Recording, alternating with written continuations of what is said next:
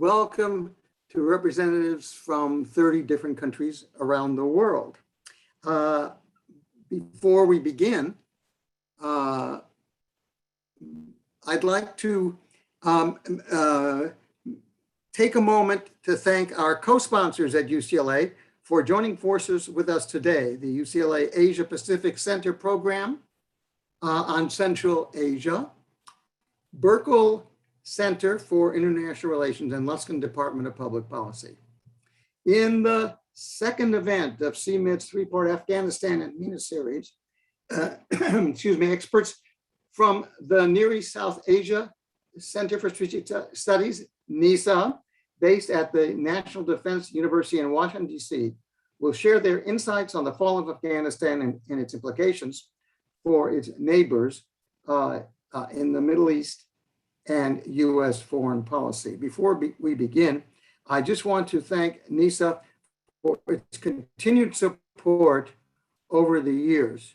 They've been so helpful to us, and special thanks to Director Terry Wolf. Our esteemed panelists will discuss the military demise and resulting political collapse, prospects for a future inclusive government, the strategic impact of Afghanistan on regional states, emerging great power competition, and the military implications for the U.S. moving forward. The way we've organized this with our four speakers, and we're so pleased to have them from Washington, so we will see a particularly special perspective. But our first discussion will be about Afghanistan itself, then on to the region, then on to Russia and China, and then the United States, and then we'll open it up for questions that all of you can ask to our speakers. So let us begin and discuss Afghanistan itself. Professor Ali Jalali has been a distinguished professor at the Near East South Asia Center for Strategic Studies at NESA in Washington, D.C., as we just said. Since October 2005, he is a former Interior Minister of Afghanistan. In Afghanistan, January 2003, September 2005, and Afghanistan Ambassador to Germany from December 2016 to September 2018, and Interior Minister of post-Taliban Afghanistan at the time.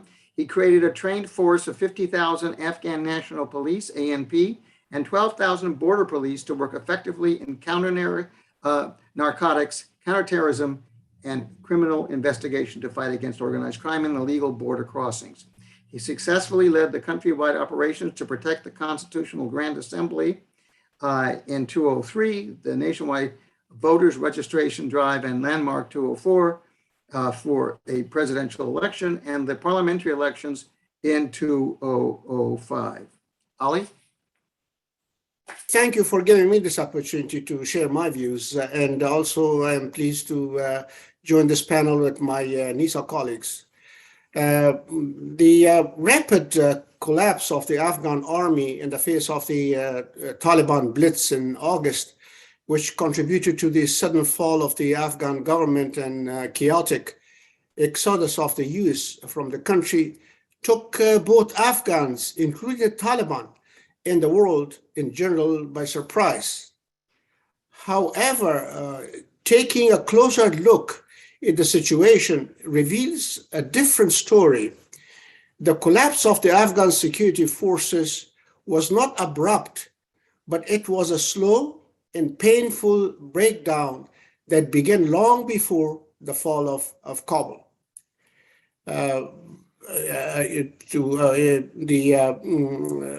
To borrow a line from Ernest Hemingway, it collapsed gradually, then suddenly. So what is the story? Two key issues, among others, can help explain the situation. First, the nature and makeup of the Afghan security forces. Was it a national institution of a sovereign state or an attachment to outside partners? And then second is monumental shifts in political and strategic context, and what does it mean? Then we will see what lies ahead.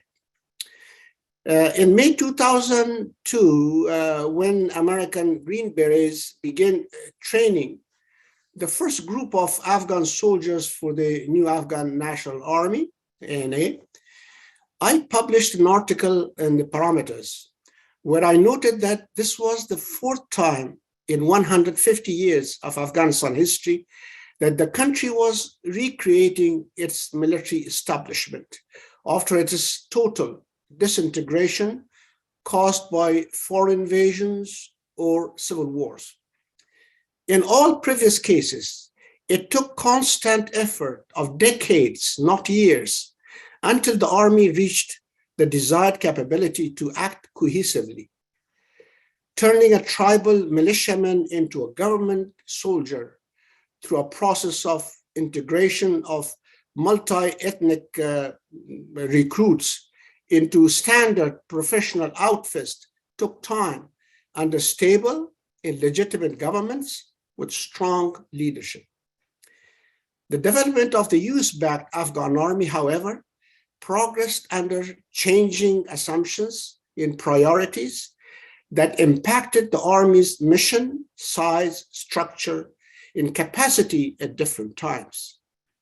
As a recent SIGAR, Special Investigator General for Afghanistan Reconstruction report noted, it was not a consistent 20-year effort, but 21-year reconstruction effort. Consequently, the ANA, or Afghan National Army, remained dependent on partner countries' support, both professionally and psychologically. Until the 2012 transition, the size, composition, and mission of the Afghan National Army was shaped mostly by the requirement of US strategy of fighting terrorism, rather than by the exigencies of creating a self-reliant Afghan National Army. Even the fast-paced numerical fourth generation of the Afghan security forces during the transition period left little time to develop capabilities that will make them a self-reliable force. So,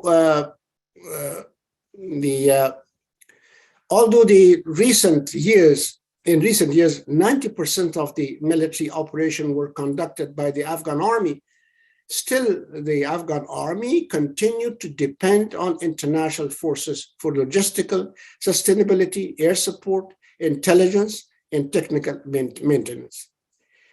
More importantly, the Afghan National Army was built in the image of a Western military institution within a far different indigenous culture, making it unsustainable. While the lightly equipped Taliban followed the Afghan traditional way of war with agility and offensive posture, the Afghanistan army was trained basically as a force not to win, but not to lose. Deployed in 10,000 small security outposts in a defensive posture, the units were exposed to insurgent attacks who chose the time and place of their strikes. So this is what we had on the ground. But what are the monumental shifts in political strategic context that actually end the situation or the final phase? Obviously, the Afghan army was built not in a vacuum. The domestic political context strongly influenced the security forces' cohesiveness and commitment to mission. A fractured government plagued by corruption, interest groups predation, nepotism, and leadership incompetence took a heavy toll on the professional capacity and morale of an otherwise dedicated force that fought bravely and actually sacrificed their lives, 60,000 of them only in the past 7 years. The situation drove many potential recruits to the arms of the Taliban, encouraged desertion, and facilitated local peace deals with the Taliban in the last phase of the conflict.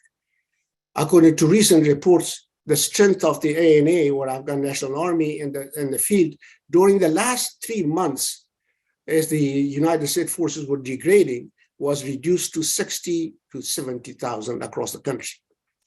Externally, the US Taliban agreement on February 29, 2020, and President Biden's April 14 announcement to the withdrawal of the US forces in Afghanistan by September 11 put a process in motion that led to the August debacle.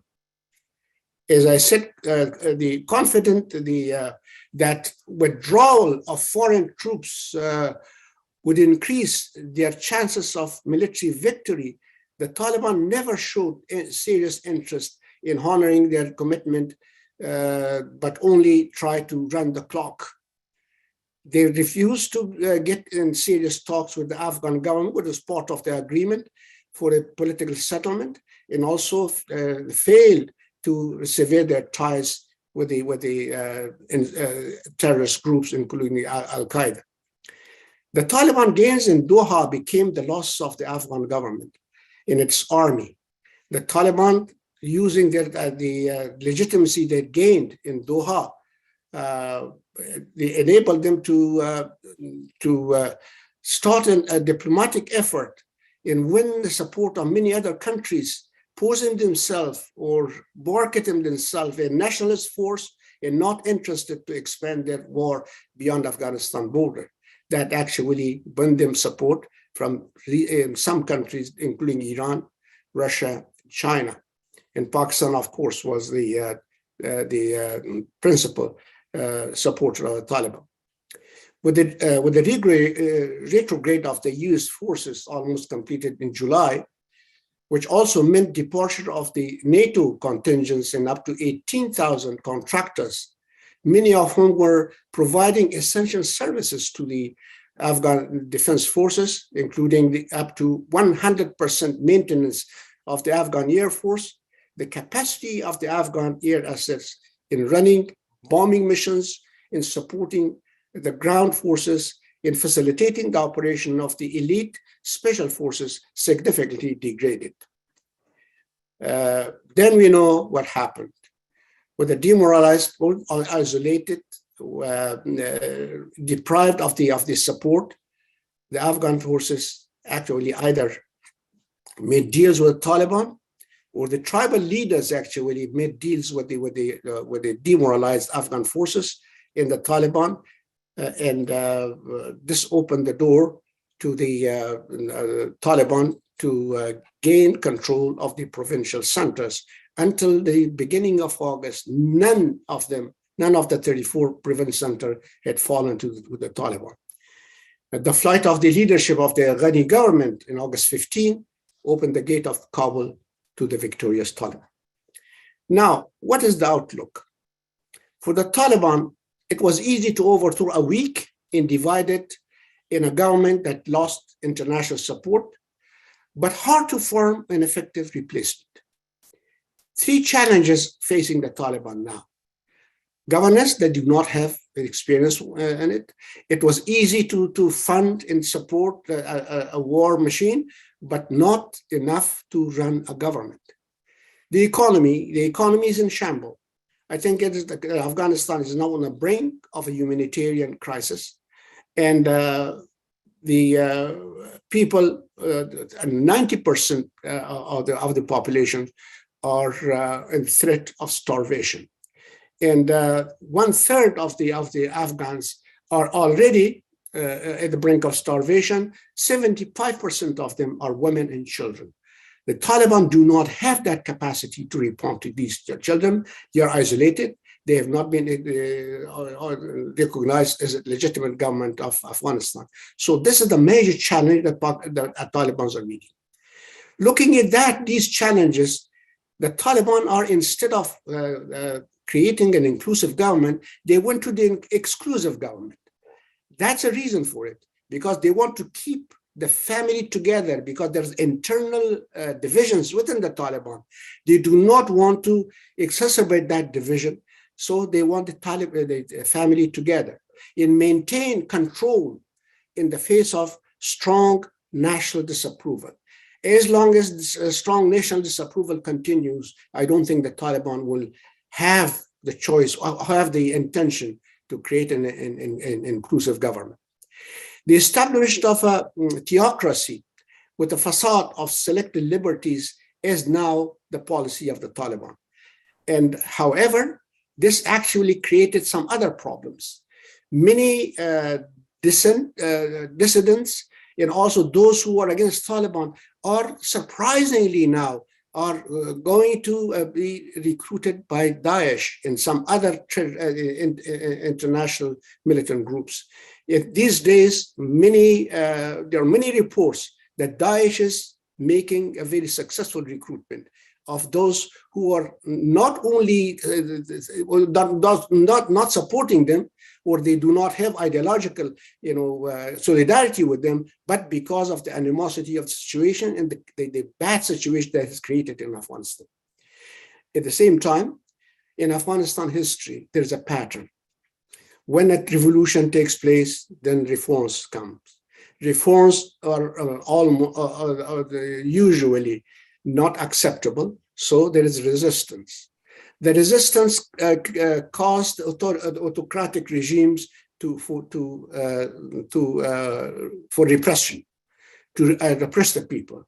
Repression actually gets a reaction of rebellion.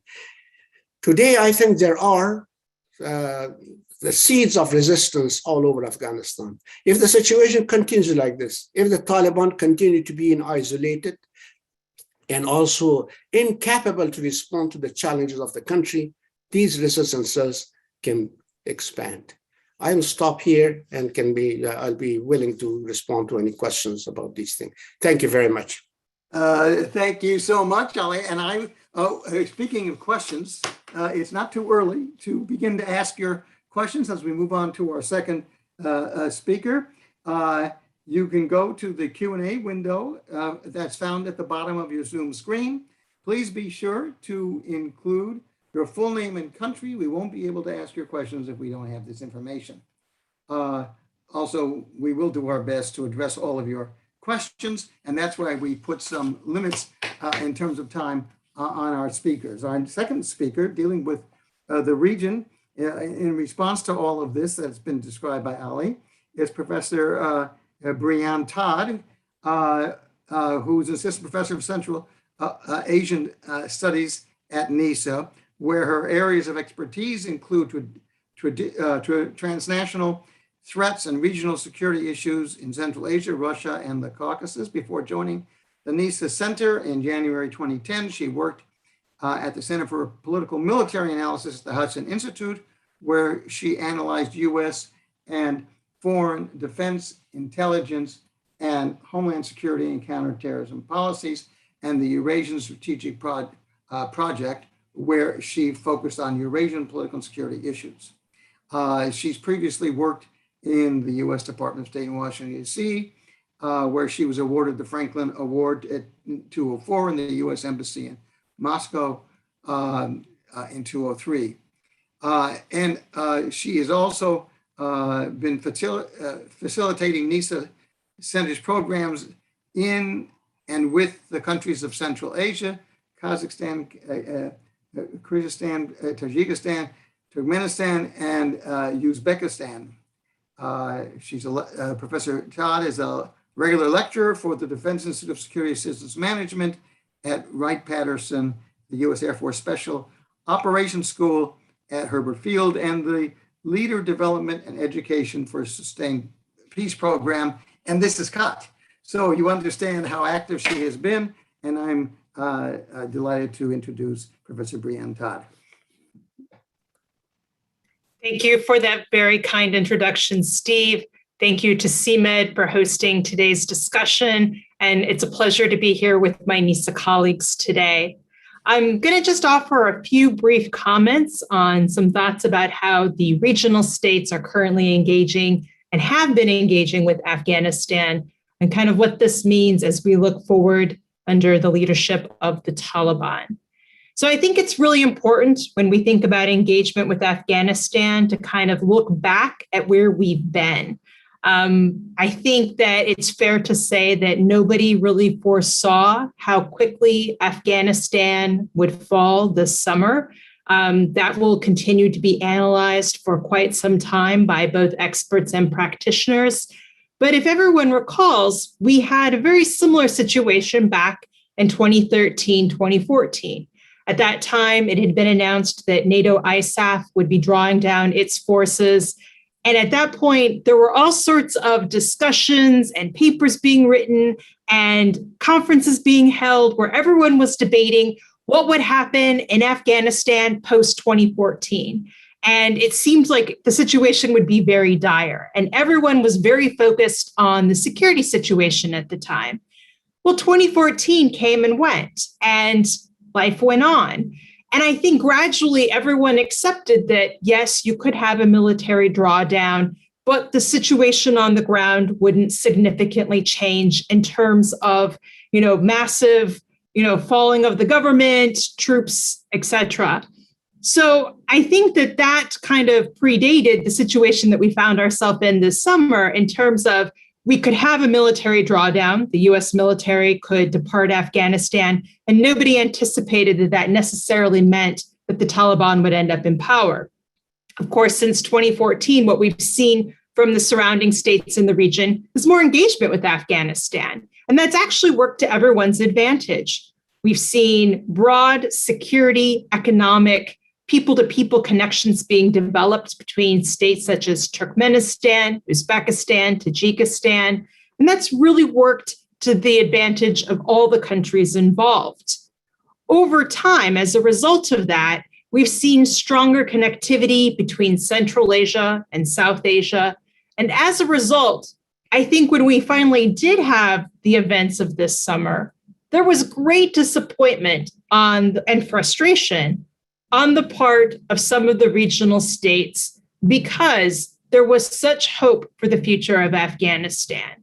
So many of the regional states, their leaders had worked with President Ghani, his government. They were working in preparation of the future of Afghanistan, what would happen after the military forces were gone, and how we could all move forward, developing Afghanistan as part of this greater region of Central and South Asian states. So what does that mean now? I think now we are in a phase where all of the states involved are hedging through engagement. And by that, I mean they are talking to the Taliban, but not looking to necessarily recognize them or give them legitimacy. And they have to talk to the Taliban. If you're a state that borders Afghanistan, there are going to be common interests involved, whether that is potential humanitarian issues such as refugee flows, economic development. As my colleague, Minister Jalali mentioned, right now you have an Afghanistan on the verge of a humanitarian crisis, an economy in crisis. Afghanistan is going to need its neighbors at this point. And I don't think any of the states in the neighborhood want to see Afghanistan fail. And so I think what we're going to see is continued engagement, despite the fact that it is the Taliban who are in power in Afghanistan. That doesn't mean anyone has to like the Taliban. It just means they have to talk to them. But does that then mean that by acknowledging them and speaking to them, you're giving them legitimacy? I think that's the bigger existential question that kind of looms over the situation at this time. In the meantime, of course, there are other external actors that have interests as well. And I'm thinking of Russia and China in this instance. In September, we had major ministerial conferences of the Collective Security Treaty Organization and the Shanghai Cooperation Organization, both occurring in mid-September in Dushanbe. At that time, Iran joined the Shanghai Cooperation Organization, something it had been aspiring to do for approximately 15 years. The situation in the region has really changed, and I think the dynamics that are currently at play in Afghanistan have opened up new opportunities for some of these regional actors. Most recently, we've discovered that Russia has offered to allow the United States to provide or has allowed potentially use of its bases in the region for counterterrorism operations. There's a lot of questions as to whether or not the United States will work with Russia in this realm. Frankly, I don't know what the incentive is at this point, because by certainly opening up the possibility, Russia has kind of dangled this tantalizing possibility to the United States. But to go to Russia and have to essentially ask permission to work with other actors in the region, I don't know that the United States is necessarily prepared to do that at this time. Moreover, Russia has previously made a lot of statements about being opposed to the United States remaining in the region in any kind of security context. So I think going forward, it will be interesting to see how those relationships really play out among Russia, the United States, and some of the regional actors as well. But really, ultimately, I think what we're looking for is how to support Afghanistan at this time. Just because the military has departed Afghanistan does not mean that the United States no longer has interest there, nor that the United States has departed the region. We are still very much involved and very much looking to work with the regional actors on these issues. I'm going to leave it at that because I know my colleagues have much more to say about this. Thank you. Thank you so much. Intriguing, and yet again, you can get your questions into the Q&A window found at the bottom of your Zoom screen, and don't forget your full name and country. I can see from the way this is going, lots of people are going to have lots of questions, so you want to get in. And the issue of Russia, China came up at the end of the last talk, and here we go right smoothly in to Dr. Roger Kangas, who is the academic dean and a professor of Central Asian Studies at NESA. Previously, Dr. Kangas served as a professor of Central Asian Studies at the George C. Marshall Center for European Security in Garmisch-Partenkirchen, Germany, deputy director of the Central Asian Institute at the Paul Nietzsche School of Advanced International Studies, SAIS, in Washington, D.C., Central Asian Course Coordinator at the Foreign Service Institute for the U.S. Department of State, Research Analyst on Central Asian Affairs for the Open Media Research Institute in Prague, Czech Republic, and as an Assistant Professor of Political Science at the University of Mississippi. Dr. Kangas has been an advisor to the Combatant Commands NATO/ISAF, the U.S. Air Force Special Operations School, National Democratic Institute, International Research and Exchanges Board, American Council's Academy for International Development, USIA, USAID, and other U.S. government agencies on issues relating to Central and South Asia, Russia, and the South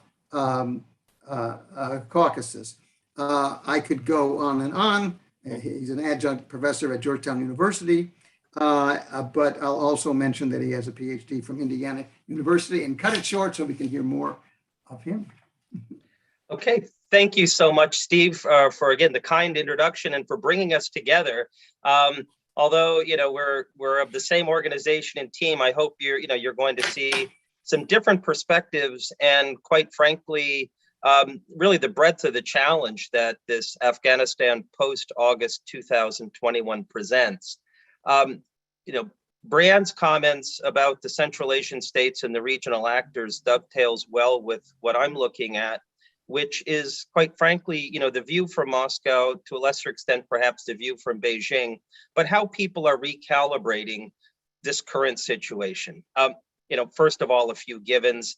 Yes, there's this general sense that the Taliban are in control, even if nominally, of not the entire space of Afghanistan, but clearly this is seen as the government. As Brianne aptly notes, this does not mean recognition. While there are still 10 countries with embassies functioning in Kabul, they have not afforded, if you will, the status of the UN representative for Afghanistan. We saw the General Assembly come and go, and we didn't quite see advocacy for the Taliban to take the seat in New York. This is important. They're willing to engage with them, but not necessarily recognized. There's an understanding as well that the Taliban is divided. This notion of the so-called Doha group, or, more moderate Taliban, if that phrase makes sense, coming in was clearly thwarted when you look at the hardliner roles played in, and all sorts of gossip stories of, infighting and troubles within the organization. This is a structure that still needs to come to terms with itself. And so as a result, the regional actors are figuring, how do they hedge their bets? Who's in charge, or who can best manage the security and, to a lesser extent, economic and humanitarian situation in Afghanistan? Yes, eyes immediately turn to Pakistan and Iran as the immediate neighbors, the ones that have had long-standing relations with Afghanistan over the years. And their concerns, of course, are, with the Taliban in power, will we see a resurgence of refugees, of transnational threats crossing their borders, etc. Brianne noted the same perception comes from the north, the countries of Central Asia. And I would add to this as well, when you look at Russia, when you look, and I'll focus specifically on that country for a moment, there's definitely a threat-centric perception. Afghanistan is still the source of narcotics. It's still the source of, if you want to say, some human trafficking, weapons trafficking back and forth, and even the trafficking of ideas, of extremist ideas that could come into certain spaces in Russia itself. They think specifically in the North Caucasus. This perception, by the way, goes back not just a few years, but goes back decades. And of course, it's making them rethink their own experience, which is, if I'm imagining three big takeaways for Russia in the region, the first is, in this securitized interpretation of Afghanistan, there's a sense of rewriting and rethinking their own conflict in 1979 to 1989. I think nothing could be more, I would say profound, but visible when you look in Russian media and Russian interpretations, comparing their so-called victory parade of February 15, 1989, when General Gromov and his troops crossed the Friendship Bridge from Afghanistan into the Soviet Union. He's met by his son, there are flowers, and it's seen as a positive end to the Soviet experience. And of course, the Najibullah government's going to last several years after that. You contrast this with a midnight departure on helicopters fleeing Afghanistan or fleeing Kabul. This, again, is the Russian interpretation of the US departure. And so, no surprise from Moscow, this comparative element is key. Second is the element of Russia being a peacemaker. Here we have Russia, whether it's Ambassador Kabulov or others, the Moscow format, opportunities to engage with the Taliban, to engage, at least at the time, with the Ghani government, now with regional actors. Russia sees itself as a country that has earned a seat at the table in any future regional security discussions. And thirdly, it reinforces the Russian belief in a multipolar world. This last vestige, the US, we call it the forever wars. They call it the hubris of American aggression or NATO aggression, interchangeable, but that these are coming to an end. And there's a realization in this space, but also globally, that we're now dealing with a multipolar world, of which Russia is one of these poles.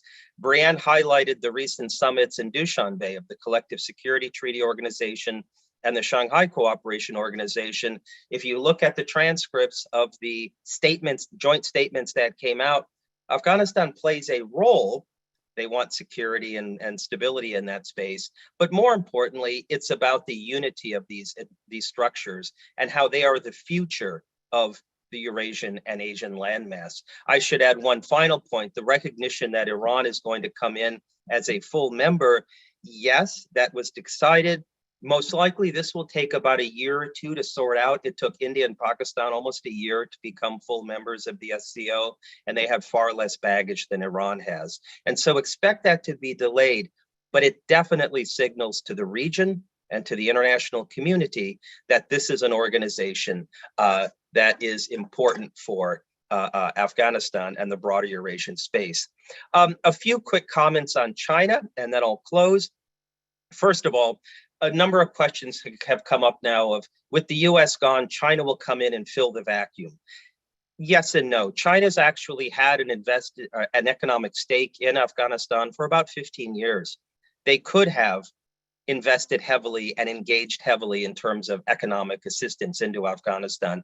They chose not to, in part because it's a lower priority at present. In fact, even if you look at the Belt Road Initiative, Afghanistan is really only engaged through spurs coming out of the China-Pakistan economic corridor. Be mindful that it's seen as a possibility, but not a probability or a certainty in terms of Chinese investment.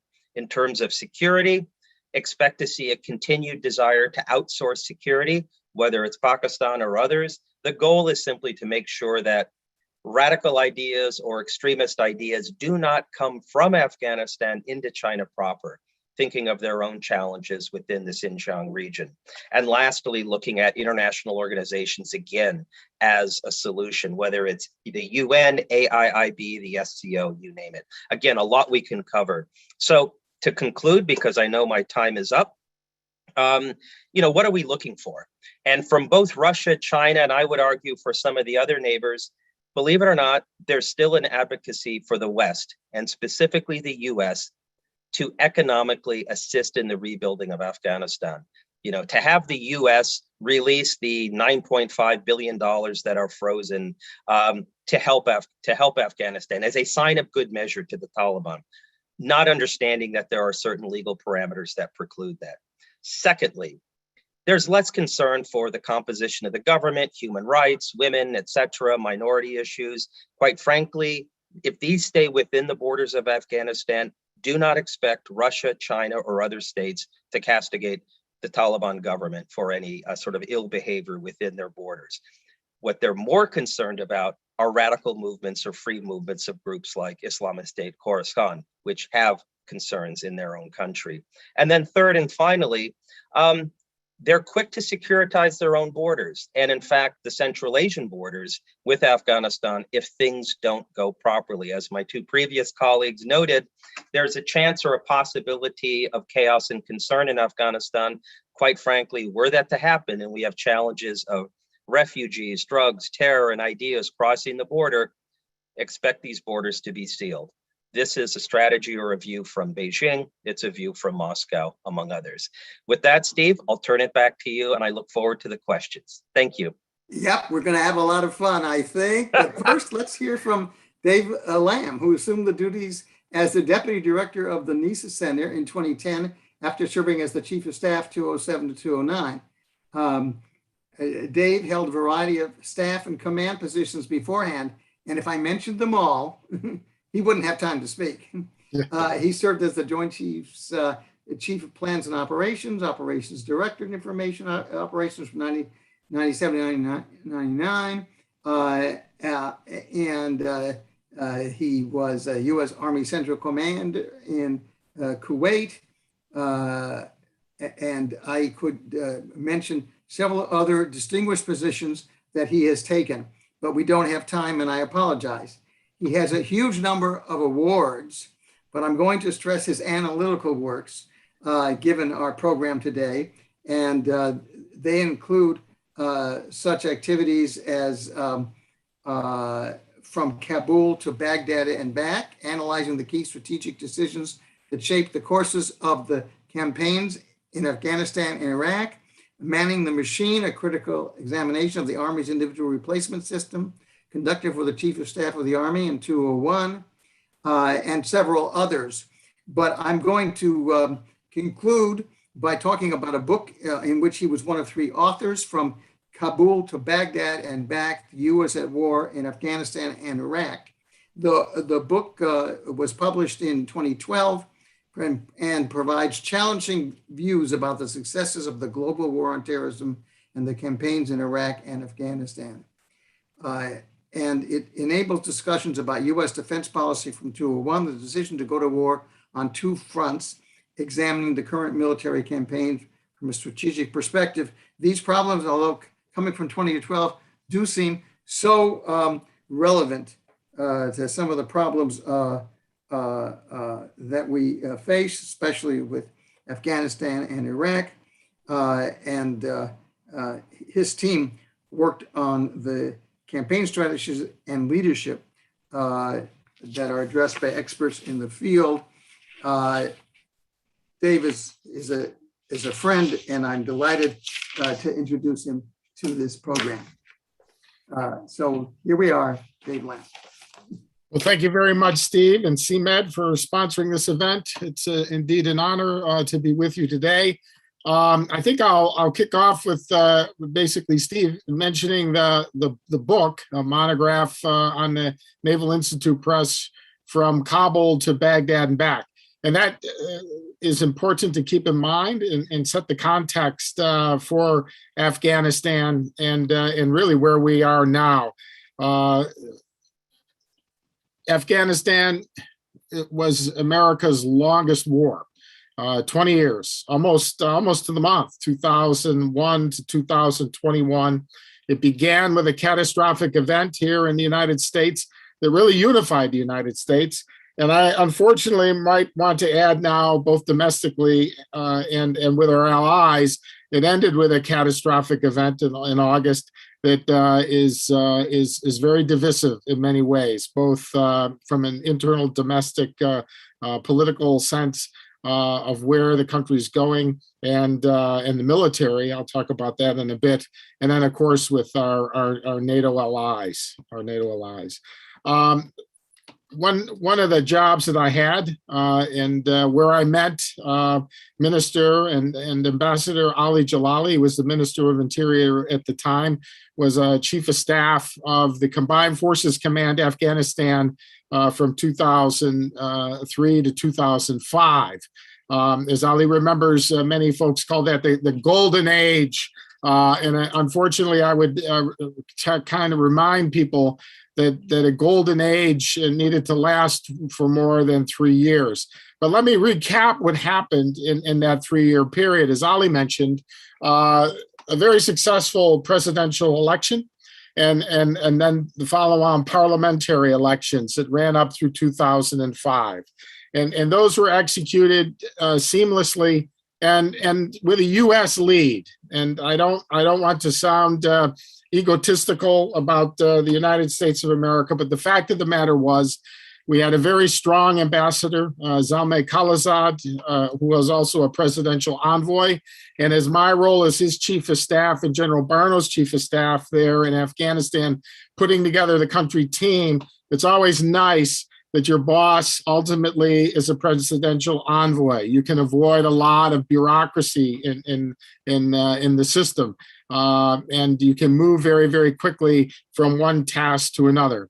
I should like to tell you that the main effort for the military on the ground in Afghanistan under General Barno and then the ultimate lead, Zalmay Khalilzad, the main effort was the successful execution of the Afghan presidential election and then the follow-on parliamentary elections. That was the main effort.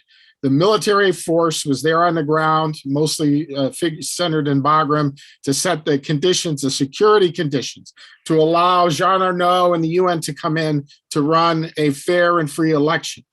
Without the UN stating that it was a fair and free election, we would have failed in our mission. It was very, very important that that election be legitimate.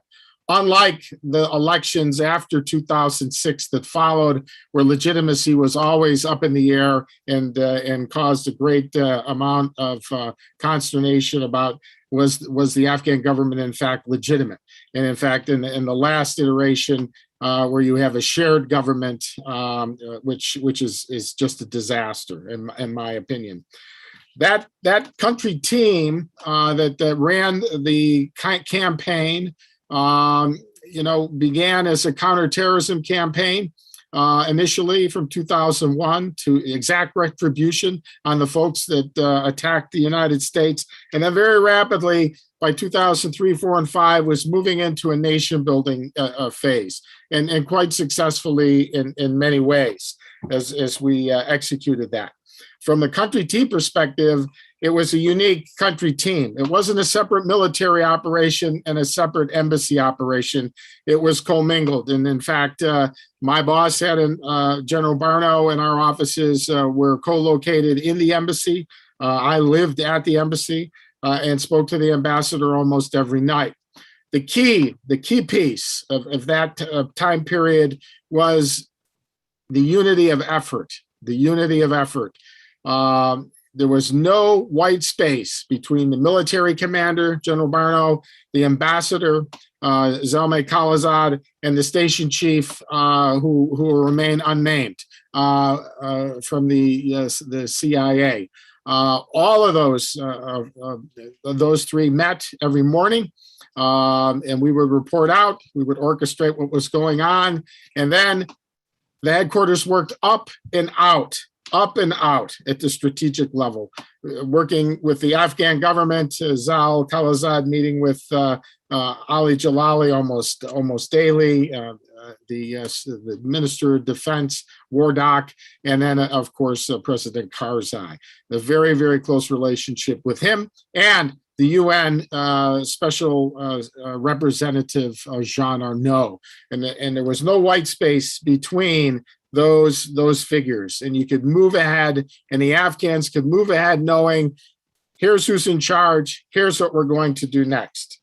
As I wrote in the book in 2005, in May of 2005, remarkably, the United States moves the ambassador and the military commander, General Barno, all in the same month. I got to stay there for what happened. But the fact of the matter is, we lost unity effort there. And from 2005 to 2006, we began to transfer this operation to NATO. Why? Kabul to Baghdad and back. Baghdad wasn't going so well. The events in the operations in Iraq were faltering. And this is the time of the surge in Iraq. So it seemed as though forces need to be pulled from Afghanistan to bolster the effort in Iraq. Keep in mind that this entire time period, from 2003, 4, and 5, there were only 22,000 Americans on the ground in Afghanistan. And we were able to execute the mission and move it along very, very well. 2005, with the change and the shift to NATO, I think everybody, at least at the NESA Center, knows we began to lose that unity effort. 23 different capitals, all looking at Afghan and similarly, sometimes the same way, but always with a nuance. And the commander of ISAF, as it became to be known, with these 23 different commanders inside of it, the 23 different representatives under that command, all had different, all had different variant and nuanced strategic objectives for the country. And you could tell, I could tell from that time, 2005 forward, at least the political level, and with some senior military Afghans, that this was a problem. And the bigger problem was that the U.S., it was apparent to them that Iraq was more important than Afghanistan. And if that was true, how long would it be until the U.S. left Afghanistan? And you could kind of see the air come out of the balloon at that time. And we all know what happened. Ali has kind of run through, the collapse and the different drawdowns that have been talked about since the Obama administration, 2004 forward. But I'll just leave this here very quickly with some three takeaways, I think. Unlike others who say that they're going to study Afghanistan for a long time and really work out the what happened here, and we're going to study it, we're going to learn lessons. The fact of the matter is, I will predict we will forget Afghanistan much like we forgot about Vietnam and counterinsurgency and nation building. The big military in the United States just doesn't want to do that, although historically it's what we do most of the time.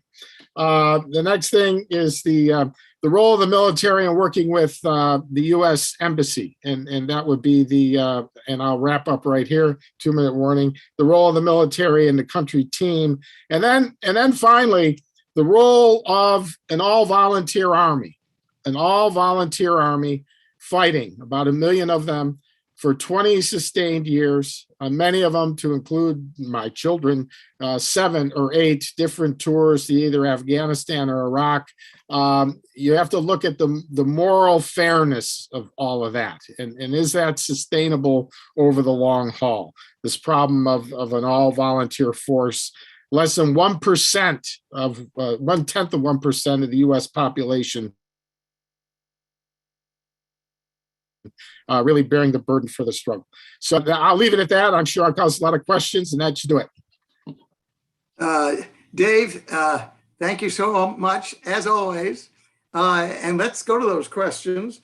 I want to just quickly remind you, you go to the Q&A window found at the bottom of your Zoom screen, and please be sure to include your full name and country. We already have some questions, and let's get going. And what I say to our speakers is most of these are to all of you, so all of you may not want to answer, but whoever wants to get in, please do. First, we'll start with Ted Daly, Citizens for Global Solutions, who was a former visiting scholar at UCLA, and he reminds me that I was part of the group at the time, long time ago, when he visited. Here's the question. Why can't the outside world strike a grand bargain with the new government of Afghanistan? They need international assistance, investment, recognition, and engagement so much. Is it possible that outside states can provide all these things in return for real guarantees that they will eliminate havens for terrorists and provide full and genuine women's rights? I think this is a question on the minds of many people. Who wants to go first? I can. Okay, Roger. Yeah, I'll throw out one initial comment, and I definitely want to hear what my colleagues have to say. And I'm jumping in because this is a question I've been asked repeatedly over the last 2 weeks in different sessions. In terms of the international community, and I'm either thinking the United Nations or individual countries like the US and various EU states, we've set certain preconditions. Even if you look at the February 2020 agreement that was signed between the US and the Taliban, there were certain conditions put on the Taliban, with the exception of not directly harming US troops. They fulfilled none of those. People are looking to see, if you want to say conditions-based assistance, I put the responsibility on the Taliban right now for creating an inclusive government as per the language of the United Nations to give them recognition and support, to create a system that's going to be legally fair in terms of religious, ethnic minorities, as well as gender equality, or at least gender status that's tolerable, a judicial system that's not punitive in its formation, and the big issue, the sponsoring of international terrorist groups, the fact that they still do not separate themselves from Al-Qaeda, that they have groups like the Haqqani Network embedded within their government, among others, creates real problems. And so, believe it or not, there are actors in the international community, just as there were in 2001, who are willing to negotiate with them, but they have to abide by certain conditions. If then, we could have such a grand bargain. But colleagues, I don't know, your thoughts? Yes, exactly. Anybody want to get in here? Yeah, so let me jump in. I know Ali will jump in. Right, yes, he'll be next. having been in Afghanistan for quite some time, fighting the Taliban. First, I don't want to hurt any sensitivities. First, I don't think the Taliban cares how the people of Afghanistan feel or suffer, not the leadership. Much like Daesh and ISIS, who roamed about Syria and Iraq, they do not care. And then this other high goal that somehow they're going to bend what they're going to do inside Afghanistan because of international press and feelings. That you could take that off the table. That's not going to happen either. The fact of the matter is they do not care. Look at Afghanistan before 2001 and the way it was an economic disaster. It was a humanitarian catastrophe when we rolled in, when you looked at the medical situation of the people, so on and so forth. And the fact of the matter is the leadership of the Taliban just doesn't care. They'll say they care, but we'll see what happens on the ground. Ali? And Thank you. The situation is more complicated in Afghanistan. It is a kind of a chicken and egg function. Do you want the Taliban to moderate their policies so that the international community would give them kind of a recognition? Or a recognition actually would probably be a kind of a means for the Taliban to moderate as some of the allies of Taliban are going, like Pakistan, that if you give them recognition, they will not. But for the Taliban, I think we're facing a very nationwide disapproval. Would be difficult to first give up their hardline policies, just hoping that this will provide the opportunity for them to be recognized internationally. They are still continuing to depend on the elements that are against such a change. Today, if you see, their elite forces are closely tied with Al-Qaeda and Lashkar-e-Taiba. And they believe that if any recognition comes, probably with the response of their harsh policies, so that eventually the international community will probably recognize them in the hope that they will moderate themselves. That's it. So what is going to happen? First, are you going to see moderation first in order to be recognized? That's not going to happen. Or we are looking at the Taliban to be recognized so that they will change their policies.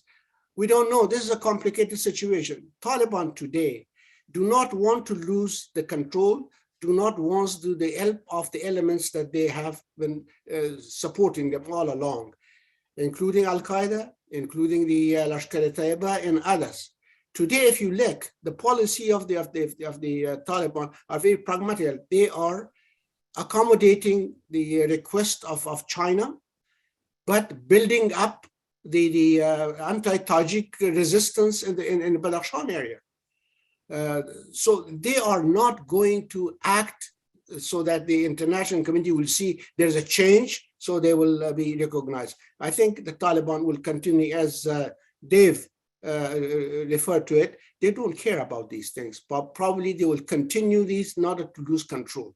If there's recognition, if they help outside, fine. If not, they will continue this. They cannot give up their policies just to be recognized by the international community. Thank you. Back to you. Brittany, you want to get in or you want to wait for the next one? The only thing that I would add to what's already been said is that we are speaking of the Taliban as this cohesive entity in this case. And I think that it behooves us to remember that they aren't nearly as cohesive as they might appear on the outside. You have the leaders, yes, in Kabul, but you still have all the people on the local level. And I think even when we talk about something like distributing humanitarian assistance, are the Taliban going to be any less corrupt than the Ghani government insofar as if you start giving money and assistance to the individuals in Kabul, is it actually going to filter down to people at the local level that actually need this assistance? And I think that that's a question that we should always keep in mind is, how are they actually operating on the ground?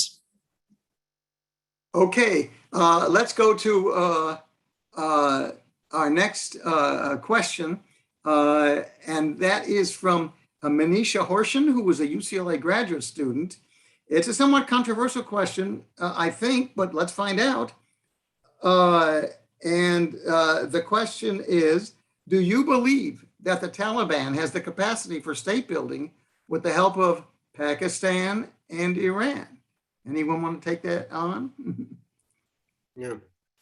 Okay, Ali. I think currently two countries, Pakistan and Iran, are interacting with the Taliban.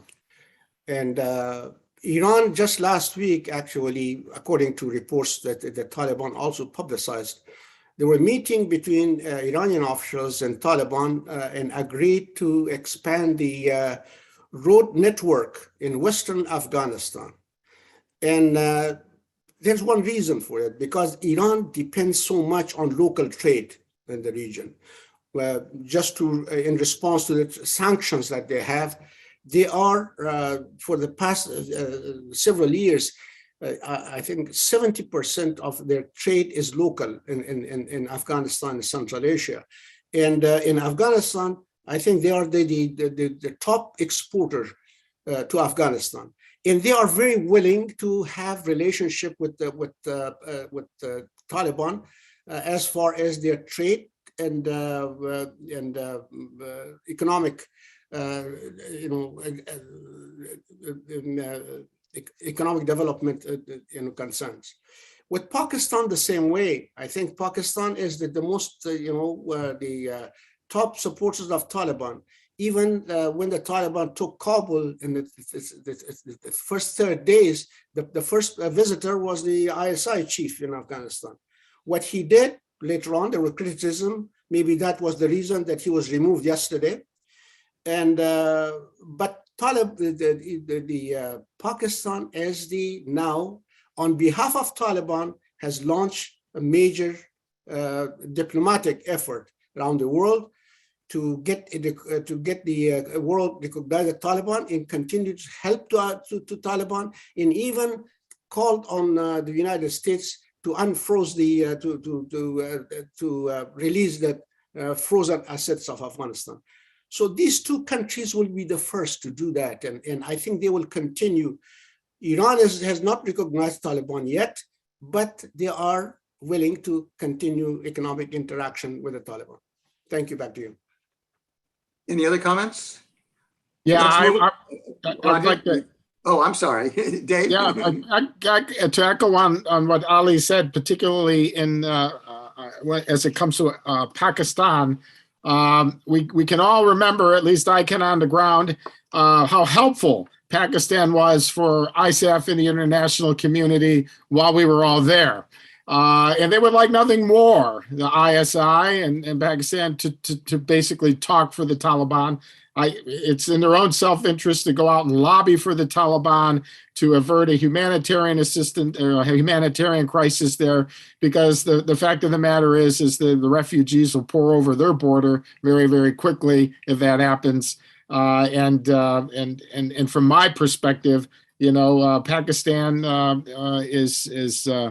holds a lot of liability here in its transigence while the international community was on the ground in Afghanistan and not helping. Did you have something, Roger? Yeah, I was going to say, I'll just add one quick thing, and perhaps this is more of a, if you want to call it a public administration worry, that is, Afghanistan today is faced with the conundrum we see in other revolutionary situations, if you want to call it that.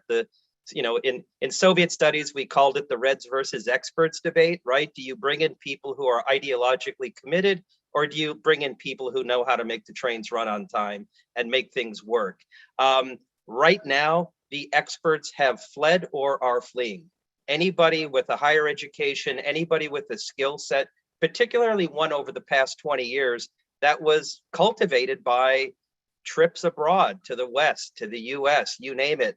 Those individuals, they're leaving. I know there's a desire to have them to stay in Afghanistan and work with the Taliban. The jury's still out, because this assumes, people talk about Taliban 1.0 in the 90s versus 2.0 today. I personally, and this I think is shared by my colleagues, I think they're simply 1.0 with cell phones. That their ideological framework is still that which we know. And so I question whether the place can actually function administratively. It's going to require, and this gets to the question, external, not just intervention, but perhaps control of trade posts, border zones, money transfers, you name it. We saw that in the 90s with Pakistan's assistance to the Taliban government. We may see it again, in this decade. Yeah, you want to, okay. Wait, okay. So I just want to make a comment for all of us, those speaking and those listening. I'm not quite sure what it means. I have some thoughts that we usually get questions from many countries. And this time, for the first time that we've been doing this, we probably had 20, 30 of these over the last year and a half. All the questions are from Americans, more from UCLA than ever before. Does that say something about Americans and Afghanistan? I'm just wondering, I'm not asking the question. I do remember, as someone who lives close to Hollywood, that in about 21 years ago, wherever you went, people were talking about Afghanistan and the treatment of women and how terrible it was. And somehow here we are, big program, big speakers, all Americans. And indeed, the next person to ask a question is from your own location, NESA. NESA Ann Moisan, who is asking the following. Obviously, the Afghan people are the losers after 20 years and the Taliban winners. However, what countries, neighbors and far abroad, or organizations, non-state actors, what of this group are the winners and losers and why? Big question, big answers. Who wants to go first? Well, you'll have to talk to. Oh no, I was going to say I'll chime in just a quick comment, Ann, to your question. If you want to say winners, there's a perception victory on the part of some neighbors. Let's not forget that over 40 extremist and terrorist groups sent congratulatory messages and tweets to the Taliban after the fall of Kabul. Other countries expressed their pleasure, their glee, whatever you want to say. When the president of Pakistan talks about the shackles of slavery are taken off the Afghan people, this represents an international perception that the defeat of the US, the defeat of NATO as they present it, is a good thing.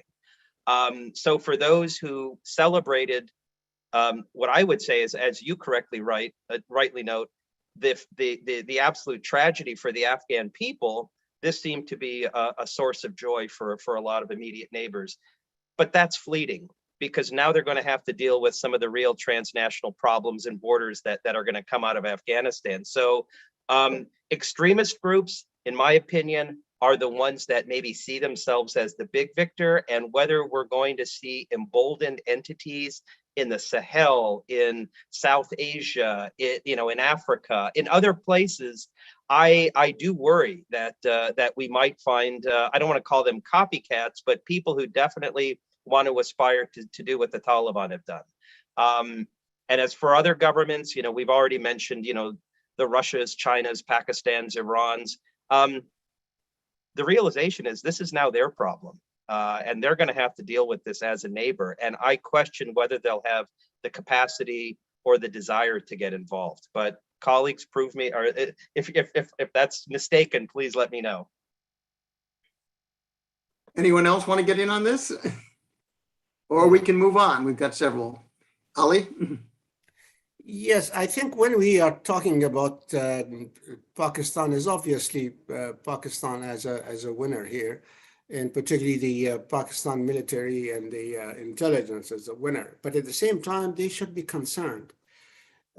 Recent interviews with some of the Taliban, they said their jihad is not finished yet. And some of the are talking about the suicidal unit that they had created with the so-called Mansouri Corps.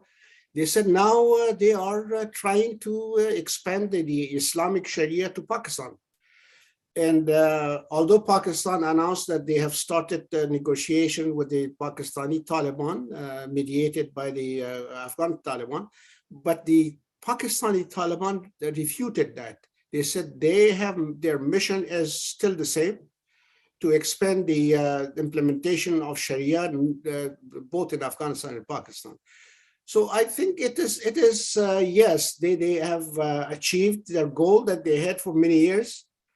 But now what's happened? Some people thought that, suggesting that The Pakistani project of expanding strategic depth into Afghanistan could also become a strategic of militants from Afghanistan to Pakistan. So these things will depend on the situation on the ground. Pakistan would like a moderate Taliban there. For years, they wanted Taliban to be part of the government, not dominant element in the government, because they had the fear that if they are dominant in Afghanistan, it will be difficult for them to control them. Already, some part of the Taliban are talking about the Pakistani interference in Afghanistan. And one part, which is the majority of the Taliban, the proper Taliban, the country boys, they are not happy with the Pakistan. So we have to see what happens, excluding the one faction of the Haqqani group. The others are not as influenced by Pakistan as the Haqqani group is. So it all depends on the situation, how it transpires in the next few years. The Taliban actually said now publicly that they do not accept, they do not agree and recognize the Duran line as the border between Afghanistan and Pakistan. Thank you. Back to you. One or more of you may want to get in, but before that, I want to ask the next question, because in a way, Ali has just answered it. But so we want to get Pakistan in. And one of the amazements I've had both last week and this week in our threesome is that Pakistan gets asked by in the questions much more than I would have expected. I thought, well, we'll get to the third session. I have to emphasize Pakistan because nobody will mention it. Well, here's another Pakistan question from Gazelle Samizeh. Can you speak to Pakistan's involvement and motives in the fall of Afghanistan to the Taliban, which we've done somewhat of already? Do you have an idea of what Pakistan's influence will be moving forward? We're getting to there. Why does it seem the US government turns a blind eye to Pakistan's involvement in breeding terrorism in Afghanistan, given their war on terror? A lot of people say that important question. That's why I left it in, even though we've had a lot on Pakistan. And what do the four of you think, or any of you? Anybody want to get in on Pakistan? Dave has his hand Or do you raised. feel we've already answered it? Dave, go ahead, please. Whose hand? Oh, Dave, I'm sorry. I'm trying to be polite and put my hand up. Yeah, look, Pakistan has a lot of culpability, as Ali Jalali knows, and from my time there, both with destabilizing Afghanistan while the international community was there, and then of course it's hard to parse out, the Quetta Shura, the Haqqani network, and their relationship to terrorists. As far as I'm concerned, they're kind of part and parcel of the same. So, in Pakistan, you sow what you reap. And yes, they may see that as a victory now in the short run, but then we will see over the long run what may happen in the region, and particularly as you know, they've renounced the Duran line, so lots of interesting things can happen between Afghanistan and Pakistan, as they have in the past. Well, I want to pick up on that because we've got another question that's just come in about Pakistan. Ramon Hussein, who's a UCLA graduate student, asks, many politicians and academics call the Taliban a creation of the Pakistani military and intelligence. Pakistan has mobilized non-state jihadi groups in Kashmir, Bangladesh, and Afghanistan. How will the future be for Afghanistan if they continue to be ruled by a Pakistani proxy? You think that's true? That's me. Given the past of Pakistani proxy groups between US federal agencies, think tanks, and academia, where do you think the future of US foreign policy will lie following our experience in Afghanistan, in your respective opinions? So this is our third in the series here. And let's not forget the previous question. Anybody want to take this on? Do raise your hands. That's easier for me to see. Okay, Roger. Okay, well, just a quick comment on this, because I think Ollie and Dave have highlighted well the connections, and no need to revisit that. But looking forward, if I'm in Islamabad and this entity that, yes, I mean, we can look, the trail is there that Pakistan helped create and helped support, and let's remember, over the last 20 years, provided sanctuary. This was not an insurgency and or terrorist group that worked solely in Afghanistan. They had space and safe havens outside, mainly in Pakistan. That this is now something they can control is going to be a challenge for them. I personally think that the Taliban could easily do a thank you very much and sort of start acting in their own way. As Brianne rightly noted, it is not a unified Taliban, so we're going to have gradations of interest in engaging with Pakistan and not. Pakistan has played favorites within the Taliban. Those that were on the outside may have problems with this, and so I see some challenges down the road, particularly when the Taliban begins to engage with other neighbors, especially Iran, what that means for Pakistan. Another point is, from Pakistan's perspective, let's not forget that the center of their security gravity still lies to the east. It's about India. Afghanistan maybe affords them a bit of space, what they called so-called strategic depth, but at the end of the day, their eyes are turned eastward. And their concern is that links even between India and the Taliban, which there have been informal discussions, this unnerves them. They do not want to see India engaged in Afghanistan, much as they didn't want to see India work with the governments of Karzai and Ghani. And so I look at that as something to gauge Pakistani control, and I think it will also put a spotlight on their limitations. Oh, one final point. There are groups within the Taliban that support the TTP and other extremist groups within Pakistan. So to Dave's point, you reap what you sow. That's exactly what we could see in the coming years. And if there are increased terrorist attacks in Pakistan, we can trace it perhaps to these connections. Any other comments? Great. Ali? Ali? Even with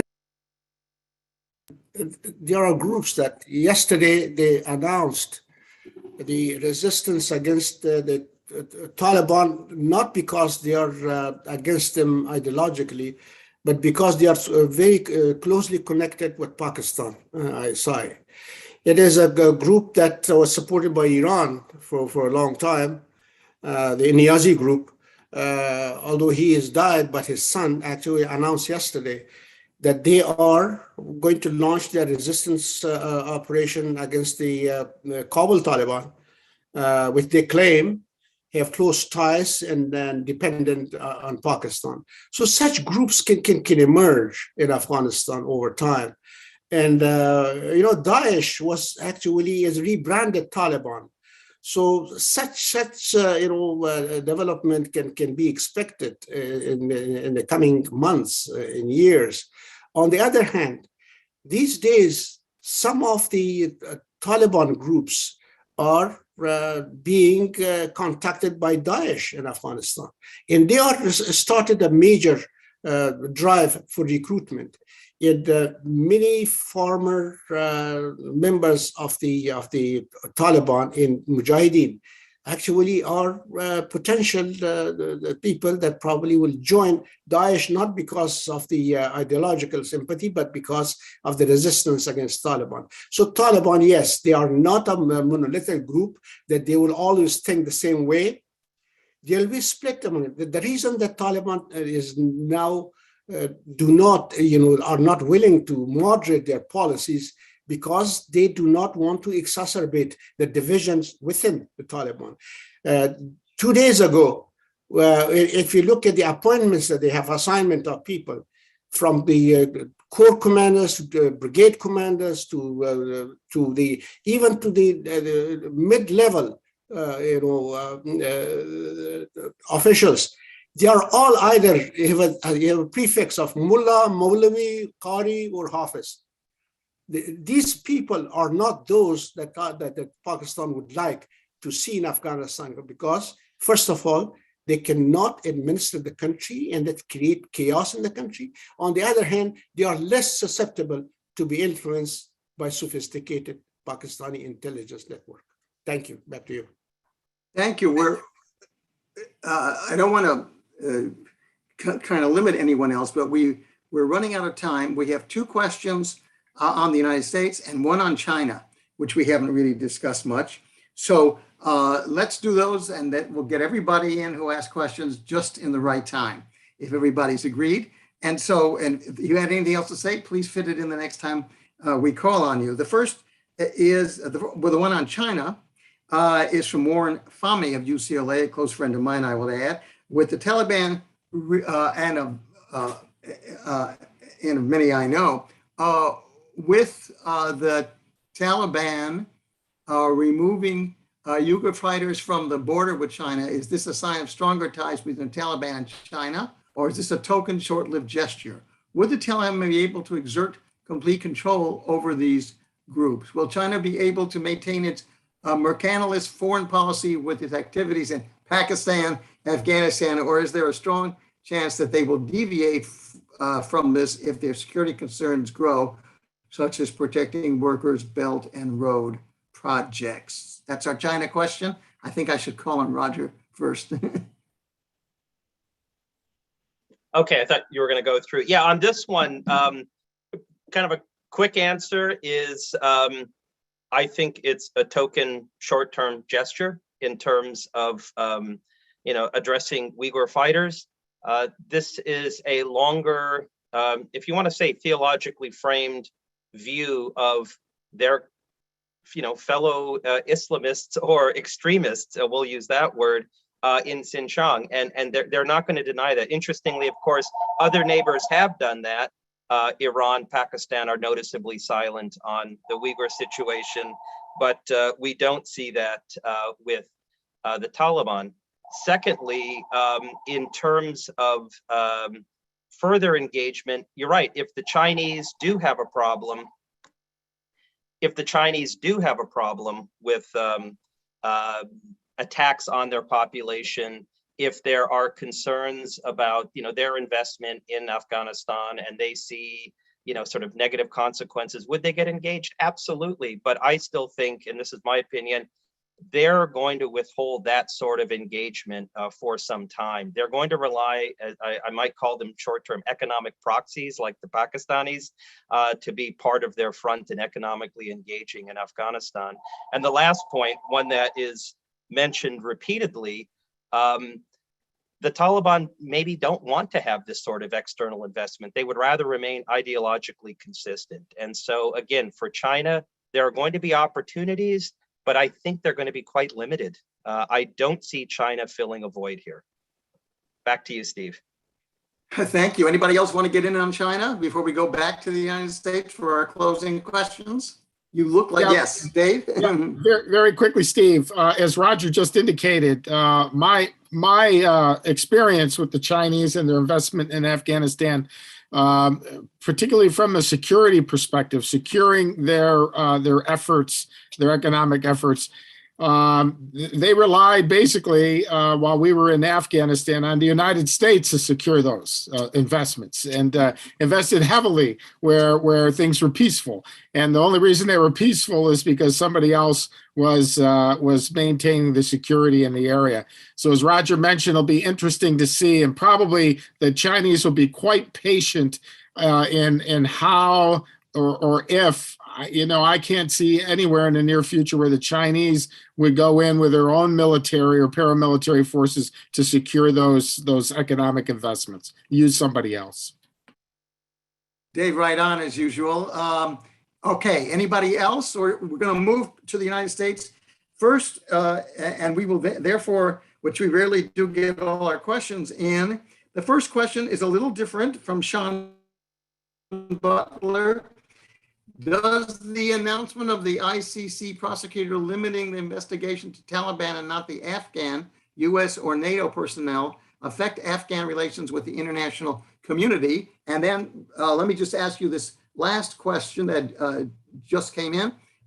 This is from Narma Ali, a UCLA alumna. if American fears terrorism, then why did America hand over Afghanistan to a terrorist group? Isn't this short-sighted? So, who wants to take either or both of these on? Do I have I see the hand, Dave? Let me just start off by kicking the hornet's nest. From an American domestic perspective, if you look at the letters that the Justice Department has issued lately, it seems as though that all the terrorists are inside the United States. So I will just leave it at that. It's a remarkable letter, and I think our international colleagues should know that. I mean, we even have the Defense Department surveilling soldiers' emails and Facebook posts. So and now monitoring school boards 5 miles away in my own county, Fairfax County. Remarkable letter. So yeah, there's a problem with external terrorism. We're all focused on that, but it seems as though the administration has pivoted and shifted internally. That's just so the pivot to China, maybe not so much. The terrorist thing seems to pivot internally. Interesting.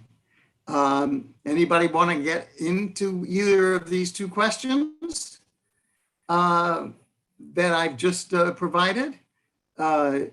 Anybody? Yes, Roger.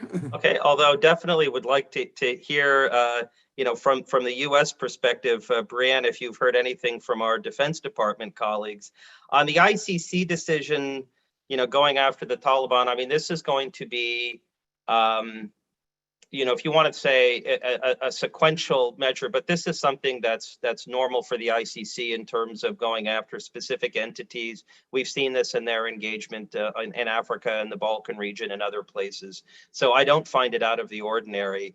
When it comes to U.S. actions and others, there is a status of forces. There was, I should say, a status of forces agreement and other measures in place, as well as UN authority or authorization for U.S./NATO international engagement in Afghanistan, some of which does cover actions. And so, for example, if the bombing that took place, that where innocents or civilians were killed, which does happen in conflict zones.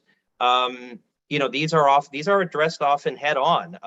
And in fact, the percentage of such attacks or such incidents during the entire 20 years of Afghanistan were actually pretty low compared to, if you want to say, incidents internationally. So, while there could be actions against other actors, going back to the ICC, it's important to go after this one space. Now, the interesting thing is whether we start to call the Taliban a government, an administration, a legitimate force, a terrorist group, whatever. I will be curious what the nomenclature is moving ahead and how we decide to define this organization, because that's going to frame any investigations in the future.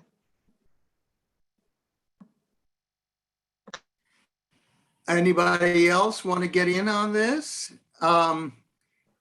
Yes, Brianna. I'll just add a few comments to what Roger already said, because I think he covered it pretty well. But I would say that on the ICC investigation, I know in his opening remarks, Roger had mentioned humanitarian assistance going to Afghanistan. I think as long as the Taliban are governing Afghanistan and they remain under sanctions, it's going to be very difficult to give them assistance in financial form, especially now if they're going to be investigated for potential war crimes or, other things under this ICC investigation. So I think ultimately the international community has to decide what it's going to expect of the Taliban. Do we want to continue to prosecute them for a crime, or do we want to kind of recognize them as some kind of governing force in Afghanistan? Again, that conveys a sense of legitimacy, and that's a very dangerous road to go down. So I think that that's really the existential question that looms before us.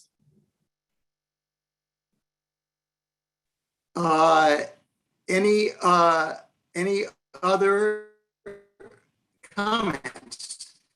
And if not, I want to read to you a statement we just got from Ottawa, from Hamid Georgiani, who thanks us all for a very interesting program. And he says the following, and we'll conclude with your reactions to this. In my humble opinion, the losers are the innocent people of a region that Brzezinski referred to as the Green Crescent of Islam, which he mobilized to defeat the USSR. The innocent people of the United States of America who paid heavily in blood and treasure the Western democracy. As for the winners, it's a pity that Dr. Brzezinski is not here to enlighten us with his vision of victory. So we'll make this answer as our conclusion. If any of you feel that there's something we haven't discussed or something that has to be said at the end, go right ahead. I was very excited that we had one question outside the United States, and there's another question that came in the last minute. We just don't have time for it. So everybody, we'll go, should we go around the room and give you all a chance? Let's start with Dave, who was last time. I had a similar question a couple of weeks ago in a seminar, and I think I would remind everybody there's a lot of talk in the NESA region, particularly where we work every day, about the United States in retreat and in embarrassment and so on and so forth. And I think a quick history lesson, very quick. During the Carter administration, I was a young lieutenant. We had the Iran hostage crisis. Interest rates were through the roof.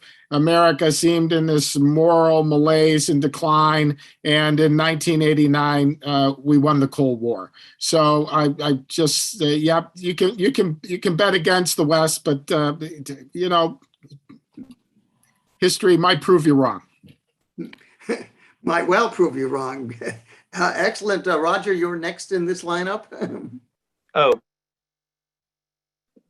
yeah, just to add it, I do agree that it's the population in the region that, if you want to say, is the big loser here. There are forces that for some reason feel it's quite all right to oppress and to discriminate.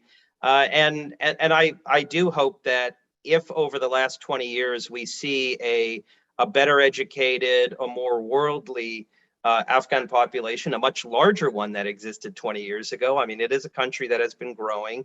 It's one that has been connected. We've had now several years of students who've done their entire study in one place or in one country. And so, you know, it is a population that's cognizant of what's going on in the rest of the world. And so the question is whether they decide to exit Afghanistan to go for other spaces. We've seen this in Syria, we see this in Yemen and in other countries, or if there's a chance to actually build in the region. But this gets back to the issues we've raised over the last hour and a half.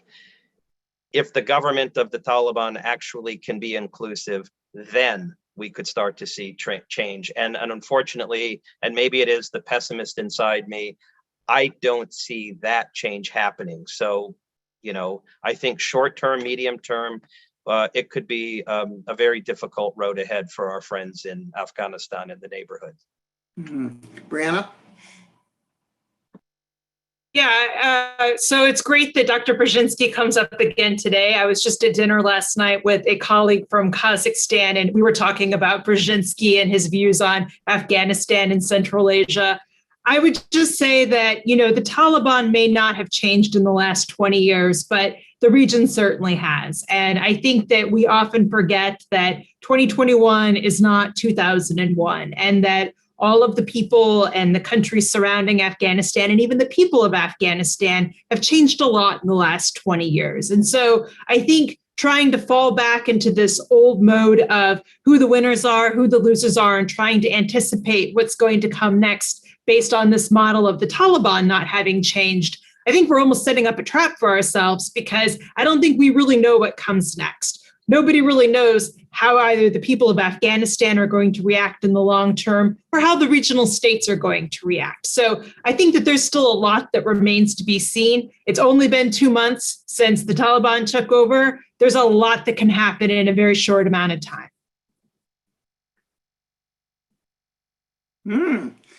Interesting. Ali, you have the last word.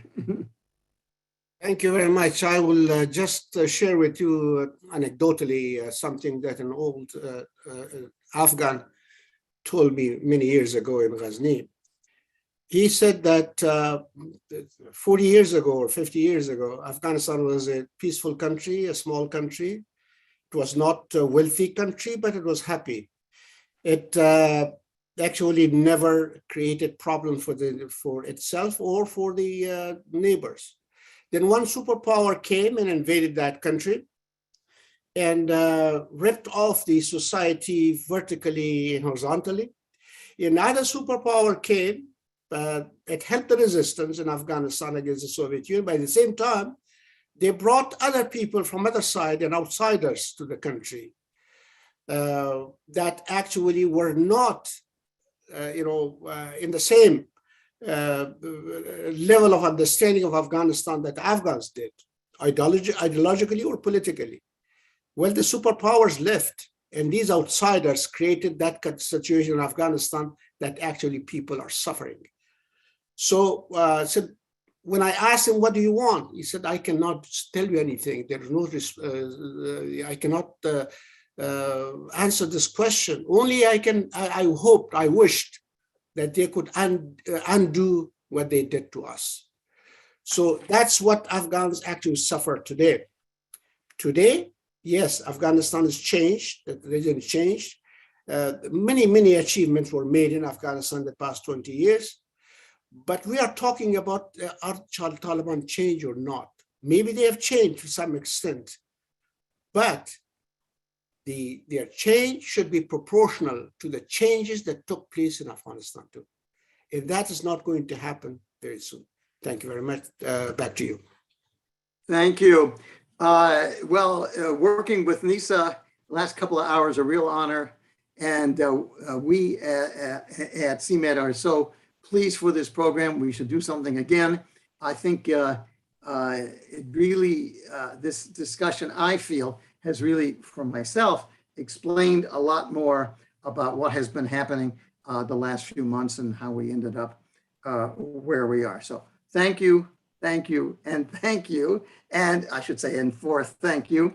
And as long as I'm thanking, I want to thank our team at CMED for all the work that it is doing. Salome Mahajer, of course, that runs this program, Emily Pisoli, and Sasha Venera, whose name I never get right. At any rate, but I want to thank our team.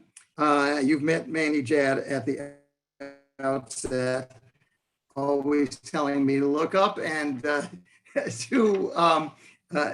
to speak clearly. I do want to say that CMED has many exciting programs planned, including one more session on Afghanistan and MENA coming up next Thursday, and you'll soon get on your screen, see what I mean, the program. And if you're interested in learning more, please see your screen or chat window for information as you are now. So let me say goodbye to all of you. It was so interesting, and we look forward to next Thursday as well. Bye-bye, everybody.